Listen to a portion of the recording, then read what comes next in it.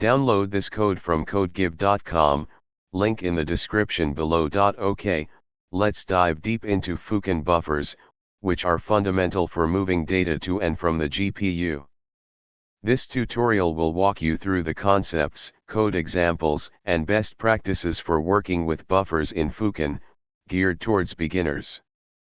Vulkan buffers, a comprehensive tutorial. 1. What are Vulkan buffers? In Vulkan, a buffer is a contiguous region of memory that resides in either system memory, RAM, or device memory, VRAM. Buffers are used to store a wide variety of data, including vertex data, positions, normals, texture coordinates of your 3D models. Index data, the order in which vertices should be processed to form triangles. Uniform data, shader parameters that don't change frequently, example model view projection matrices, material properties. Storage buffer data, large quantities of read-write data used by compute shaders or other shaders needing general-purpose storage. Staging buffers, temporary buffers used to transfer data from system memory to device memory or vice versa. Why buffers are necessary? GPU access, GPUs work with their own dedicated memory, VRAM. To use data with the GPU, you need to transfer it into a buffer allocated within that VRAM. Asynchronous operation, Vulkan is designed for asynchronous operations. You submit commands to a queue, and the GPU executes them. Buffers help to decouple the CPU from the GPU, allowing the CPU to continue processing while the GPU works on the data in the buffers. Data organization, buffers provide a structured way to organize data for efficient access by shaders and other GPU operations. 2. Key concepts. Buffer creation, you need to explicitly create a buffer object using vk-create-buffer. Memory allocation, buffers don't automatically have memory assigned to them. You need to allocate memory from a Vulkan memory heap using vk-allocate memory and then bind that memory to the buffer using vk-bind buffer memory. Memory types, Vulkan provides different memory types with various properties, example device local, host visible, host coherent. Choosing the right memory type is crucial for performance. Buffer usage flags, when creating a buffer, you specify usage flags that describe how the buffer will be used, example vk_buffer usage_vertex_buffer_bit, vk_buffer usage_uniform_buffer_bit. These flags inform the driver about the intended use, allowing it to optimize memory placement and access. Buffer sharing, Vulkan allows you to share buffers between different queues or even different physical devices. This can be useful in multi-GPU scenarios. Memory barriers, when transferring data between buffers, especially between different queues or between the CPU and GPU, you may need to use memory barriers to ensure data consistency. Staging buffers, important device local memory is often the fastest for GPU access, but it may not be directly accessible from the CPU. Staging buffers are temporary buffers that are host visible and host coherent. You can copy data from a host visible staging buffer to a device local buffer. Host coherency and host visibility. Host visibility, this means that the CPU can directly access the memory. Without it, the CPU cannot write data to the buffer. Host coherency, this means that changes made by the CPU are immediately visible to the GPU, and vice versa. If memory is not coherent, you may need to manually flush or invalidate memory regions to ensure that both the CPU and GPU see the correct data. Persistent mapping, advanced. Instead of mapping and unmapping memory every time you need to access it, you can persistently map memory. This can improve performance if you frequently update the buffer. However, be careful, as persistently mapped memory can consume resources. Buffer views. Advanced. A buffer view interprets the contents of a buffer as a specific data format, example a texture. They are used for accessing structured data within a buffer. 3. Code example, creating a vertex buffer. This example demonstrates how to create a vertex buffer and transfer vertex data to it. Explanation. 1 includes includes standard headers and the Vulkan header via GLFW. 2 Vertex structure defines a simple vertex structure with position and color. 3 Find memory type this function is crucial. It finds a suitable memory type that satisfies the given requirements, type filter and properties. The MEM requirements.memory type bits field tells you which memory types are supported by the buffer. The properties parameter specifies the desired memory properties, example device local, host visible. 4 Create buffer this function creates a buffer object and allocates memory for it. It takes the physical device, logical device, buffer size, usage flags, memory properties, and output parameters for the buffer and memory. It first creates the buffer using vk-create-buffer, then retrieves the memory requirements of the buffer using vk-get-buffer memory requirements. Finally, it allocates memory using vk-allocate-memory and binds the buffer to the allocated memory using vk-bind-buffer memory. 5 Copy buffer this function creates a temporary command buffer, records a copy command to copy data from the source buffer to the destination buffer, and submits the command buffer to the queue. It waits for the queue to become idle before freeing the command buffer. This ensures that the copy operation has completed before the function returns. Note the use of a vk-buffer copy region to specify the size of the data to copy. The vkcmd copy buffer command is what performs the copy. 6 Main function Vulkan setup the code assumes you've already initialized a Vulkan instance, physical device, logical device, queue, and command pool. The dummy initialization is just to make the example runnable without a full Windows/swap chain setup. In a real application, you would need to initialize these objects correctly. Vertex buffer creation calls create buffer to create the vertex buffer. Notice the usage flags. vk_buffer usage vertex buffer bit indicates that this buffer will be used as a vertex buffer. vk_buffer usage transfer dst bit indicates that this buffer will be the destination of a transfer operation. vk_memory property device local bit, this is very important. Device local memory is typically the fastest for the GPU to access.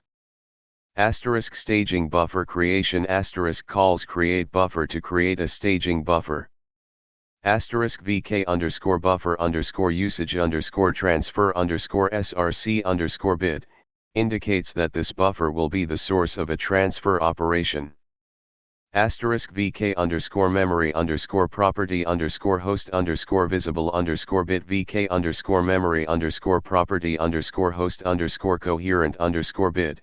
This makes the staging buffer accessible to the CPU and ensures that writes from the CPU are immediately visible to the GPU, and vice versa. Copying data to the staging buffer vk-map memory, maps the staging buffer's memory into the CPU's address space, allowing you to write to it. mempp, copies the vertex data from the vertices vector into the mapped memory.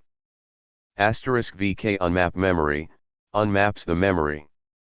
Asterisk copying from staging buffer to vertex buffer. Asterisk calls copy buffer to transfer data from the staging buffer to the vertex buffer. This uses a command buffer to submit the copy command to the queue.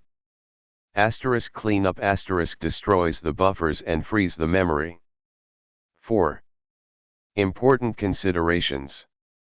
Asterisk memory properties. Asterisk the choice of memory properties is critical for performance. Here's a breakdown. Asterisk vk underscore memory underscore property underscore device underscore local underscore bit, fastest memory for the GPU to access. Usually not directly accessible from the CPU. Use with staging buffers.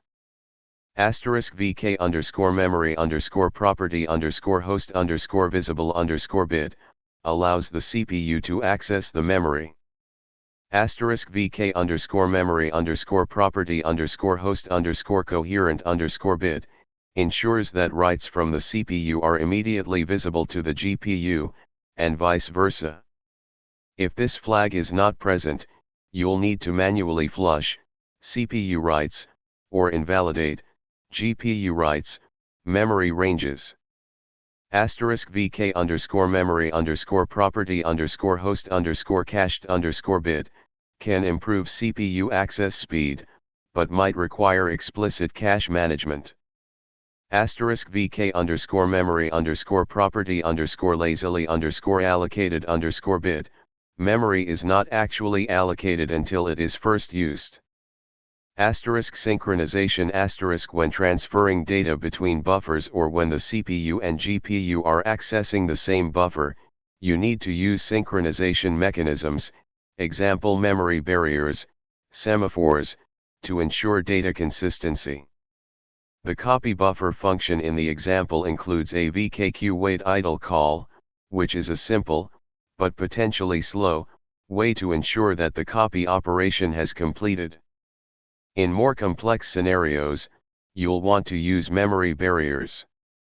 Asterisk buffer alignment. Asterisk some Vulkan implementations may require buffers to be aligned to specific memory boundaries. The vkGetBuffer memory requirements function returns the alignment value, which indicates the required alignment. Asterisk command buffers. Asterisk buffer copies and other buffer operations are typically performed using command buffers. You need to allocate a command buffer, begin recording commands, add the buffer copy command, end recording, and then submit the command buffer to a queue. Asterisk descriptor sets. For uniform and storage buffers. If you are using uniform buffers or storage buffers in your shaders, you will need to create descriptor sets to bind the buffers to the shaders. This involves creating descriptor set layouts, allocating descriptor sets, and updating descriptor sets with the buffer information. 5. Best practices. Asterisk use device local memory for performance. Asterisk whenever possible, store data in device local memory for the best GPU performance. Use staging buffers to transfer data from the CPU to device local buffers. Asterisk minimize data transfers. Asterisk data transfers between the CPU and GPU are relatively slow. Try to minimize the amount of data that needs to be transferred. Asterisk use persistent mapping, with caution. If you frequently update a buffer, consider using persistent mapping to avoid the overhead of mapping and unmapping memory every time.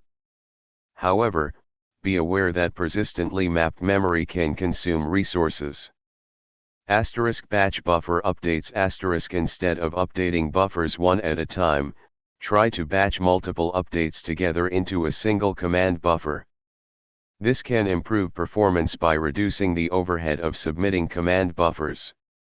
Asterisk profiling. Asterisk use profiling tools to identify buffer-related bottlenecks and optimize your buffer usage. Asterisk validation layers. Asterisk enable Vulkan validation layers during development to catch errors and potential problems with your buffer usage. 6. Common problems and debugging tips. Asterisk validation layer errors. Asterisk pay close attention to errors reported by the Vulkan validation layers. These errors often indicate problems with buffer usage flags, memory properties, or synchronization. Asterisk data corruption asterisk if you are seeing unexpected data in your buffers, check for memory alignment issues, synchronization problems, or incorrect buffer offsets. Asterisk performance bottlenecks asterisk if your application is running slowly, use profiling tools to identify buffer-related bottlenecks. Common causes of performance problems include excessive data transfers, inefficient memory usage, and incorrect buffer usage flags. Asterisk missing synchronization asterisk forgetting memory barriers when transferring data between different queues or between the CPU and the GPU. This is a very common mistake. Asterisk forgetting to unmap memory asterisk this can lead to memory leaks and other problems. Asterisk using incorrect buffer usage flags asterisk this can prevent the driver from optimizing memory placement and access. 7. Advanced topics. Asterisk sparse buffers asterisk sparse buffers allow you to allocate a large buffer but only commit memory to specific regions of the buffer. This can be useful for managing very large data sets. Asterisk buffer views asterisk as mentioned before, a buffer view interprets the contents of a buffer as a specific data format, example a texture. They are used for accessing structured data within a buffer. Asterisk compute shaders and storage buffers asterisk compute shaders can use storage buffers to access large quantities of read-write data. In summary asterisk. Vulkan buffers are powerful but require careful management. Understanding the different memory types, usage flags, and synchronization mechanisms is essential for achieving optimal performance. This tutorial provides a solid foundation for working with buffers in Vulkan. Remember to experiment with different buffer configurations and profiling tools to find the best approach for your specific application. Good luck.